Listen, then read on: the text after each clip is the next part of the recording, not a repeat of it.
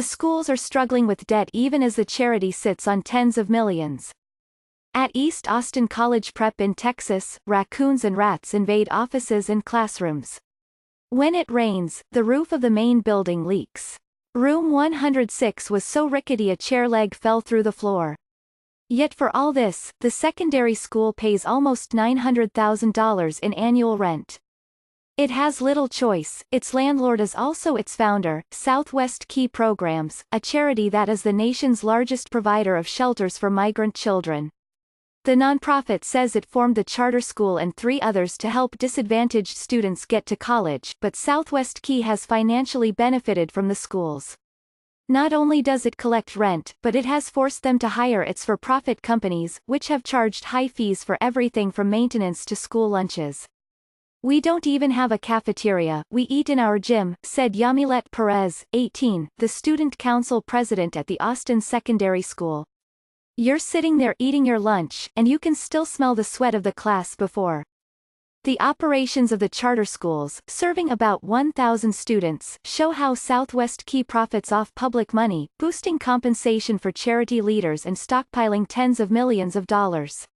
The charity has been awarded almost $1.8 billion to run migrant shelters over the last decade, but is now under federal investigation for possible financial improprieties, prompted by an article last December in the New York Times. 2 top officials, including the founder, Juan Sanchez, have stepped down.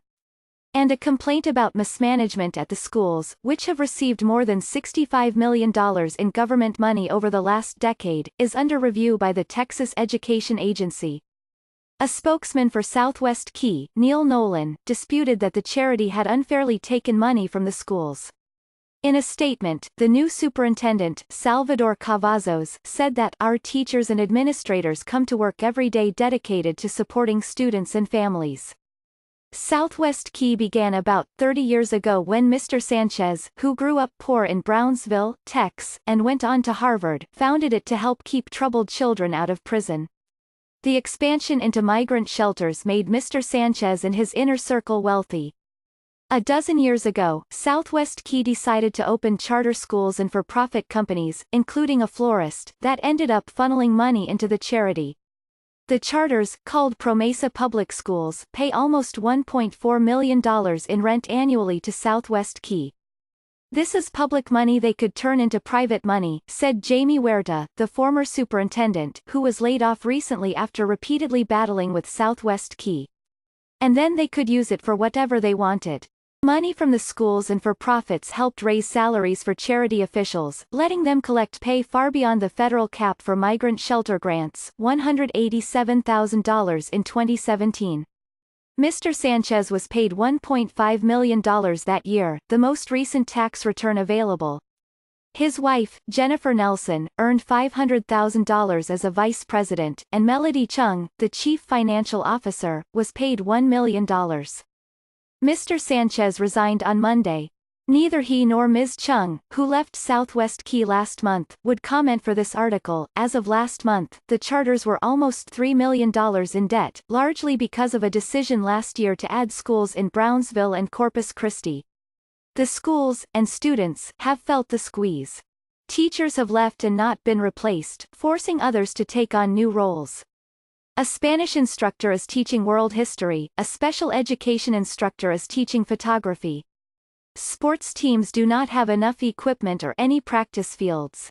Officials also cited problems from leaks, including mold and structural and electrical issues, according to an October 2017 email.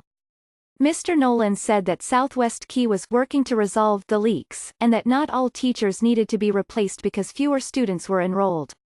Because of the budget crisis, 7 officials have been laid off in recent months.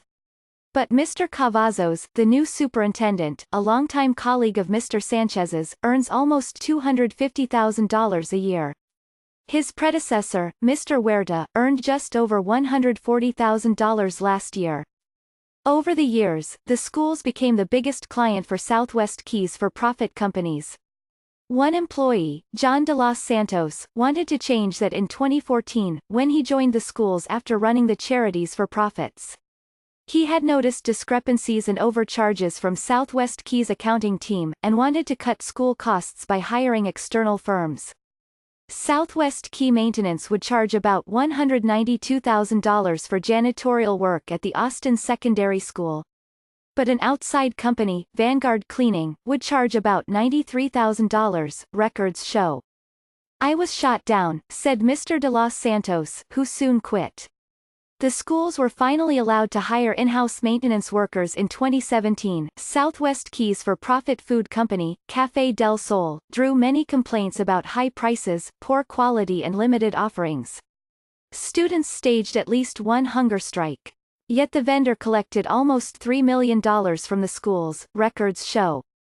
After years of pressure by students, parents and officials, the charters hired another provider at lower cost.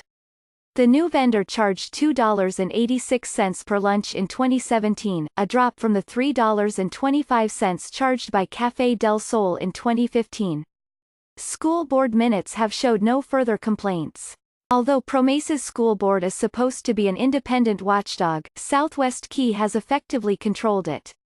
For years, the board has consisted of Mr. Sanchez, another charity executive, Alexia Rodriguez, Mr. Sanchez's longtime friend and real estate partner, Ruth Hsu, and a Latino activist and retired disc jockey.